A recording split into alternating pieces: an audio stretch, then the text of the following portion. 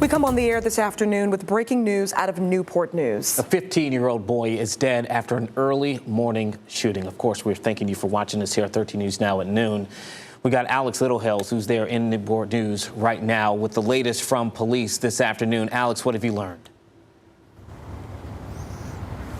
Good afternoon, Ashley, Eugene. Yeah, actually, police officers just took off the perimeter tape less than an hour ago, so there is really not much of an active scene here. There is one police car, but that is a very different look from the large, significant, active police presence that we have seen all morning here on Garden Drive and 16th Street. So we have been talking to the neighborhood about this most recent tragedy, and what they tell us is that every morning here at the corner of Garden Drive and 16th Street, there is a bus stop for Menchville High School. And about every morning, each day, there are about a dozen, 15, maybe as many as 20 kids waiting to take the bus to Menchville High School. Again, this is a quickly developing story with a lot of new details coming just within the last couple of hours, but here is what we know so far. According to authorities, a shot spot radar picked up the first gunshot around 6:30 this morning.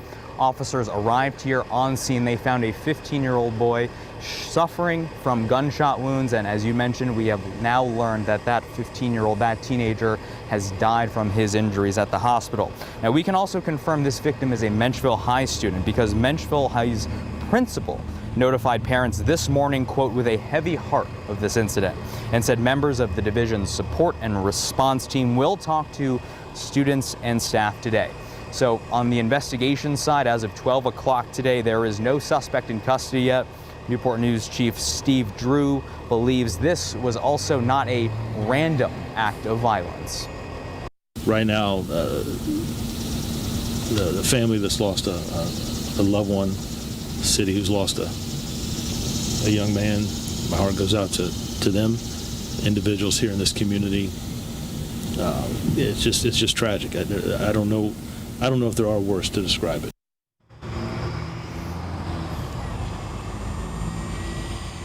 Police Chief Drew also mentioned that there will be some kind of police response here, a renewed support around 4 o'clock today, more door knocking, more just, again, community support for the neighborhood that is dealing with this loss of life.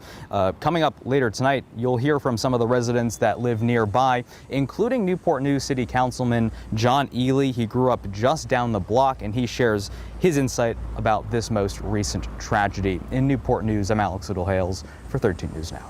Alex, thank you for that report. And Newport News Mayor Philip Jones today released a statement saying, "Today our community was struck by a senseless tragedy."